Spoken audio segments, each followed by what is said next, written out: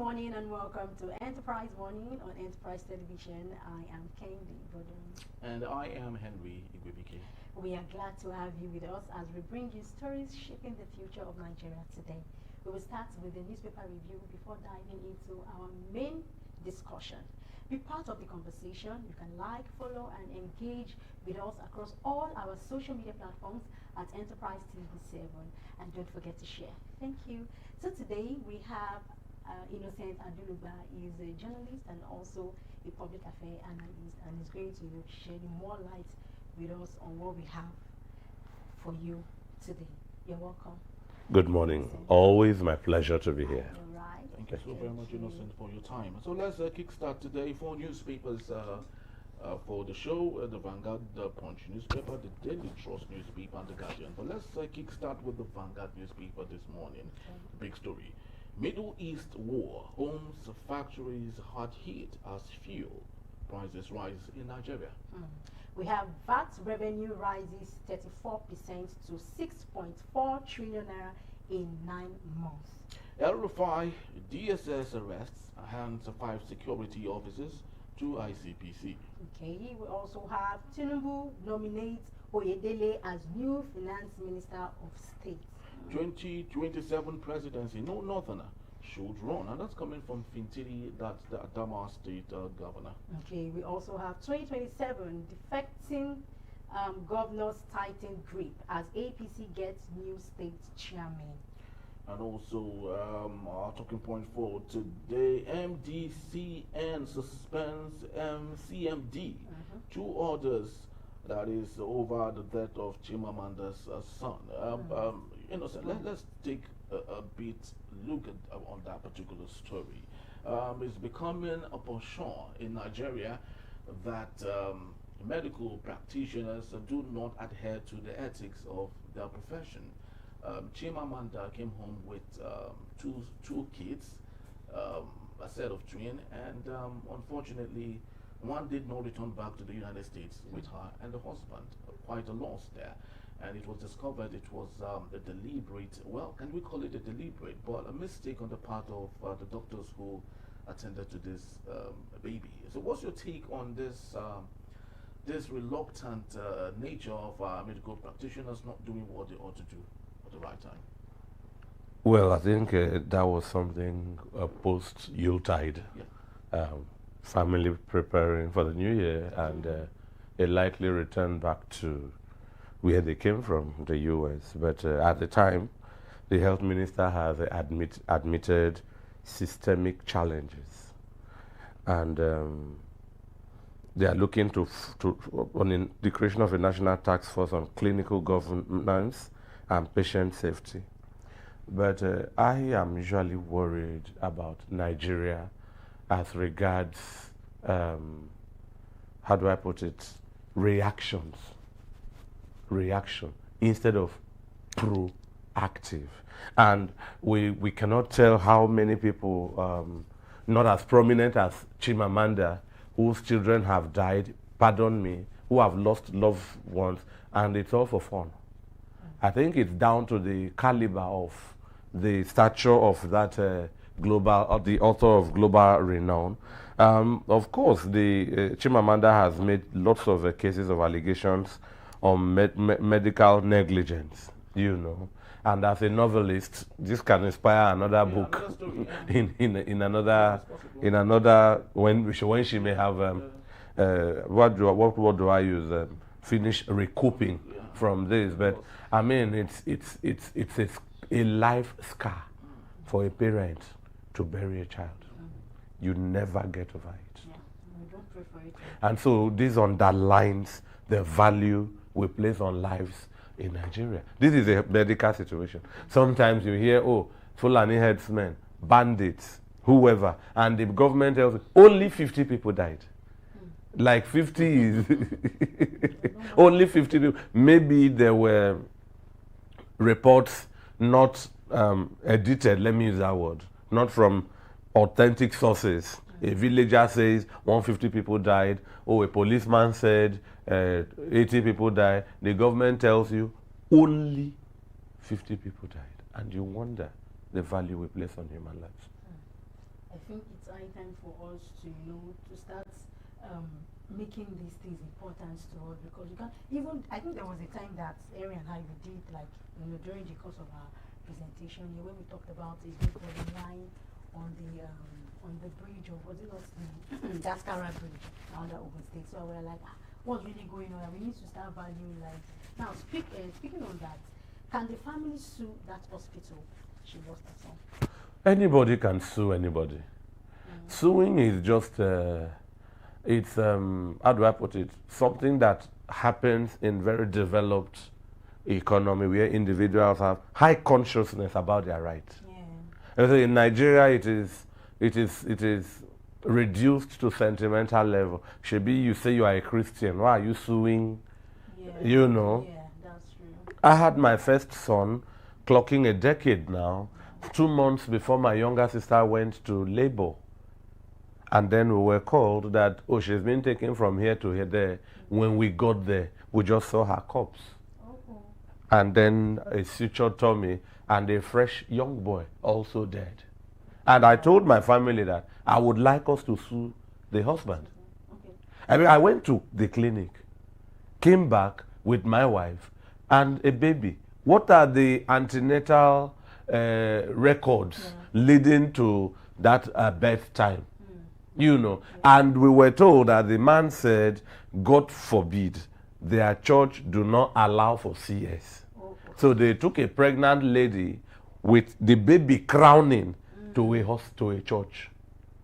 When they met challenges beyond them, you now started wheeling a human being in a car boot here and there. And naturally, Hospital A rejected, Hospital B agreed, Hospital C said no. So and my family were, suing because I was angry. It was my first time to be a parent. It was going to be her first time. The girl was about 31. And as we are talking now, 10 years ago, she has died. So I'm saying, when you ask if people can sue, I was in the mood to sue, just that I may have been going again. I'm nearly a last born. So all the seniors, yes, I mean, that's carelessness. That's carelessness. So Chimamanda reserves the right to sue. For someone who lives out there, she knows, well, God is I'm a Catholic, they say we believe in Lord, the giver of life. But Chimamanda can attest that it would have been different if this happened in a hospital outside the shores of Nigeria.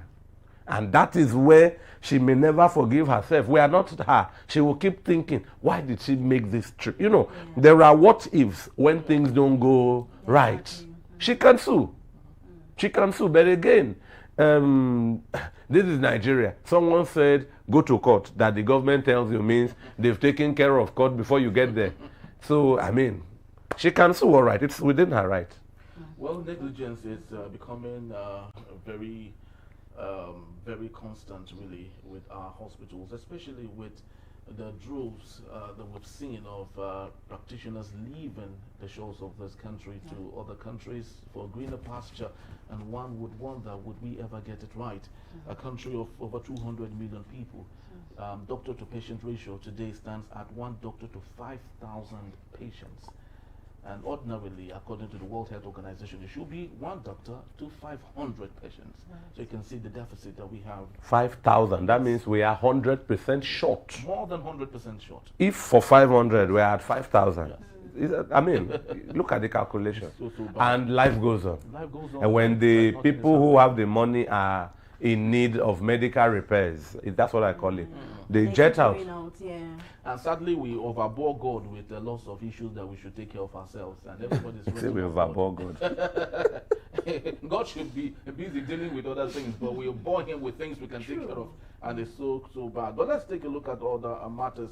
El-RUFAI, DSS arrest hands of 5 security officers to the ICPC. Innocent, what's your take? El-RUFAI is one individual that every single time you ask yourself, should you have any sort of pity for this man, or you just allow nature to take its course? Because I remember when he was the governor of Kaduna State, unprintable things he did. you know, and now he is with the opposition, and it's looking like we should support him because he is with the opposition. What's your take, Innocent? There is a book by Tolstoy. Tolstoy is a Russian author, The 23 Tales. And in one of the tales, it says, life is like fortune's wheel. When it takes some people up, others it brings down. You know. And the mother of Jesus, the Blessed Virgin Mary, says, God Almighty will bring down the mighty from their thrones and raise the lowly. So all of these seem to be happening to El-RUFAI at the right time. And El-RUFAI finally is having a taste of two sides of a coin. El-RUFAI deserves sympathy, Henry. We cannot crucify him for his previous deeds. The law will tell you, Audi oteram partem. Hear ye the other. I bet, like you know, once upon a time, El-RUFAI was nearly a parallel authority in Nigeria. El-RUFAI was nearly a god unto himself. Some people in Kaduna see him as today's Nebuchadnezzar, with, like I mentioned yesterday, lots of absolutism that go unchallenged. Perhaps he was riding on that wave and thinking that part of his opposition strategies is political gangsterism. And there is a limit where somebody who can deal with you can tolerate. My lecturer, Professor Alaba Ogunsonwo, the great, will tell us it is useless to fight with somebody who has nothing to lose. So El-RUFAI has nothing to lose? No, El-RUFAI is the one that has everything to lose. Because today, El-RUFAI can be arrested by EFCC.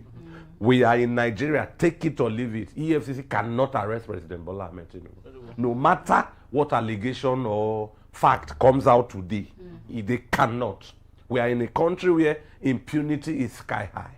So El-RUFAI has lost his immunity and can be a victim or target of impunity, rightly or wrongly. We are in Nigeria where they arrest bandits, parade them on TV, and tell you in the evening they repented. Off they go. During the week, National Security Advisor Nuhu Ribadu made such allusions. The bandits are also lovers of peace that we need to consider and pay off so that they can be calm. Well, the CDS actually, you know, Chief of Defense Staff said what they were running under President Bola Ahmed Tinubu. During Muhammad Buhari, it was de-radicalization of terrorists. During President Bola Ahmed Tinubu, he called it controlled rehabilitation. Can you and I, Harry, carry out the same measure of what bandits do and be forgiven for repentance? And get controlled rehabilitation. Can we try that? Because as we speak, the conversation is shifting. Bandits are occupying villages in Benue Plateau that is not aboriginally theirs, that the Nigerian government is aware of, and we've left them there. And the IDP camp is brimming. So back to El-RUFAI. They tell you power corrupts, absolute power corrupts, absolutely. He is tasting. Once upon a time, he was in the palace. Now we can put it that he's in the prison. And take it from me. From here, I think El-RUFAI is just a political matter.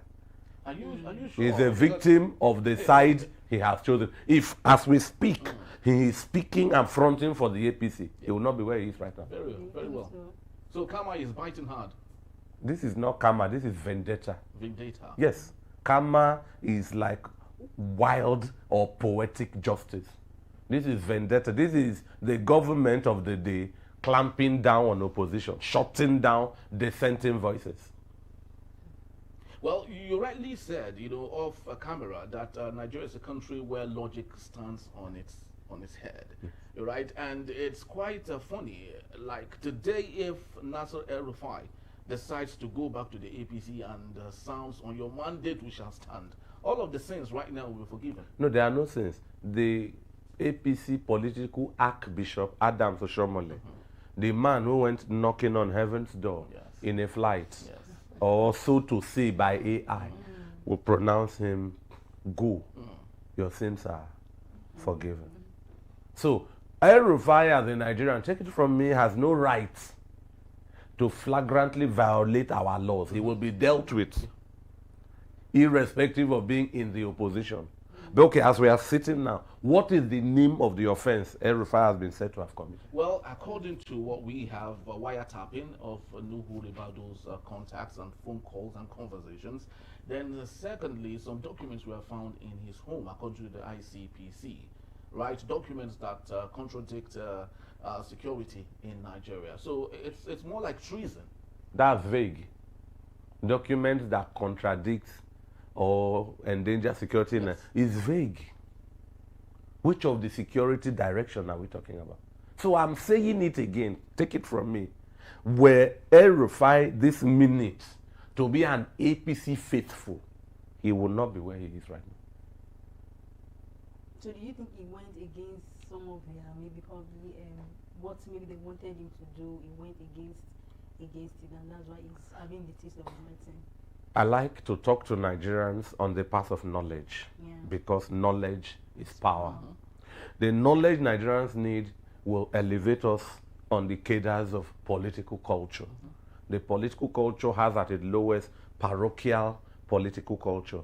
We just do things because of we, irrespective of merits. Then there is subjective political culture, a bazaar canteen model. Today we chase merit, tomorrow we dump merit. Then the third, the one that works where we all jackpot to, is participant political culture, where the rule of law is maintained. So in Nigeria, your question is saying, did he go against? Yes. So now, the against is going against the government of the day.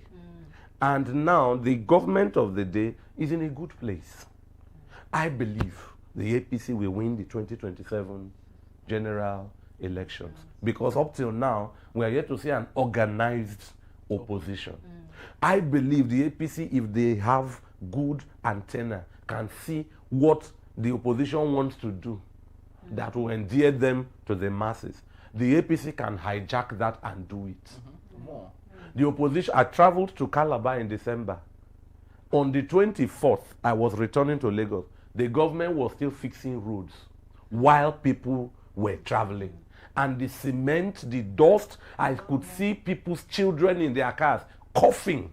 We don't know what fatality may have even been recorded. The opposition tells you tar roads before Christmas so travelers can go free. APC has heard that. They can adopt that. Look at the crisis in the Middle East. The opposition tells you if Iran is controlling the Hormuz Strait and fuel energy is scarce in Europe, cash in, flood Dangote, let him refine, strike a deal. This will be gain, bumper gains, not contemplated in the 2026 budget. So if I were APC, I've heard it. The ADC, the PDP are not in power. We will cash in. There is food inflation. Some people are over 20 years old, born in IDP camps. The opposition is promising to depopulate the IDP camps, return people to their village and secure them. The APC has so there are people helping the APC with strategies to campaign. So the APC is in a good place. They are in control of power. They are the incumbent and have the capacity to do things that can endear them to the masses. So to answer you, the APC are jittery. They are in a bad place. They are on precarious safety. And the APC tactics is rather to pay someone who goes about town with propaganda of what they've done, rather than gather those monies and deliver good for the public, for their commonwealth. Look at the coastal road. If you go to Akwa Ibom, I'm on air now, I'd like to be quoted. What we know as the east-west road that comes through Itu, through Odukpani to Calabar, is what is today's coastal road. I'm surprised that Calabar and Akwa Ibom people are quiet. If you do a coastal road that left Lagos, it will take Nigerians shoreline through Ekpe. After that, you are around the Igbo-Koda waterside in Ogun State. Then Okitipupa axis in Ondo. The Edo coastline is inland through the Benin River. So you cross into Delta around Bomadi, Fokados, Burutu, Warri, and enter Delta. Brass. Yenagoa axis. So when you are in River State, you come out through Boni, Port Harcourt axis. You will stop at the boundary where you have Opobo or not far away, Ikorabasi in Akwa Ibom. If you follow the shoreline now, you will get to Eket, you get to Oron, and there will be a lovely bridge linking Calabar. Those are safety, time efficient, and aesthetics benefits to people of those states. The coastal road is now Itu, crossing into. So the government of the day, take it from me, are in a good place. But their refusal to deliver is what is making the masses to grow. It's not, I don't think the APC are guilty more than previous government. But the APC, they don't need to do magic. Just do a little. Just do it. Be seen to be consciously serving the people, because the duty of any government is popular implementation of the programs of the masses. Be seen. Look at Benin Republic. If they give you driver's license, it's for life. According to them, you went through the rigor of going through the test and all. They give you in Nigeria, they tell you 2 years you pay, next 2 years you pay, next, you know. So there are things the APC can do that. Okay, Peter Obi, a vocal voice, says the government should adopt the policy of borrowing for production, not consumption. That's expo for the APC. But we hear today they are using this amount to renovate, they are using this amount to build a mosque, they are using this amount to facilitate solar, they are using this amount to service generator. When somebody opposing you has told what he will do, and people are loving him, hijack that plan, do it already, you are in government, and take a stroll in 2027. Instead of, by then, you will not be chasing El-RUFAI. He will have nothing to say about you. Against you. I'm telling you. So the government has taken huge billions of Nigerian money to chase the mundane. And that's why we're where we are. Very well said. You know, we can't overstate, you know, some of this facts. Just last week, we lost a major general and 50 soldiers in the northern part of Nigeria up until today. President Bola Ahmed Tinubu has refused to say anything about that or even shown any sign of remorse, according to the data we have already. We do not know if he would do or say anything about it in the future, but with what we have in the open domain, nothing has been said yet. And this takes us to why we think governance should be at the center stage of whatever we do. Have the Senate also said anything? Well, nothing. You know, so this is the, see, it's an affront on the masses. It's a conspiracy. And that's why I said earlier that they tell you, oh, it's only 50 lives that, you know, you wonder the value placed on human lives. I watched a video where the convoy of Peter Obi was traveling. And some school children, girls predominantly, wearing this pinafore beret, were stranded. He stopped his convoy. Even the security I saw in the video were having difficulty in shielding. People just wanted to hug him. And the security was not, you can't tell who is real or fake. But the girls were just happy. That's someone aspiring to be a president. But if a local government chairman in today's ruling party is coming, you see the retinue of vehicle, siren, and people with muzzles up to their teeth. You know, so these things, like I said, they are simple. I'm running a race with you. I've seen what you are doing that people are liking, and I'm in the driver's wheel. I won't be. Once I wake up and hear one new thing you want to do, we discuss it in my team. As before you are planning, we're executing, and people, Nigerians love consistency. If this government turns out a trifle better, the Nigerians are in love with devils. And that's why English will tell you familiar devils are better than strange angels. Talk about the devil you know. We have seen this government. We know them. Yeah, we know them. We just need them to be maybe looking responsive. To people died. That's why I asked for Senate. If the president have said nothing. So these people died somewhere. Somebody is from that constituency. There's a local government chairman there. Somebody is from a state house of assembly representing that there is a governor of that state. Look at like we have reached a place. Look, Nigeria has overstretched the limit of absurdities. You think you've seen enough, you wake up, you see more. Well, it's quite unfortunate, but that is the Machiavellian strategy that those in power have adopted, which I do not know how it pays them. I do not know how that benefits the people they are leading. I do not know how that would improve the lives of people and equally set good legacies for them. But that's what we have, unfortunately. Just to let us know that Innocent will be here to take us on our main conversation. Also, will be joined here Sonny Iwanugo, a journalist, public affairs analyst also. So don't go anywhere. It will be power-packed, I promise you. We will be right back, but that is when we return. How new sharing rules slashed the federal revenue by 50 billion naira and shifted billions to states. In a beat, Enterprise Morning, it is. Don't go anywhere. Stay tuned.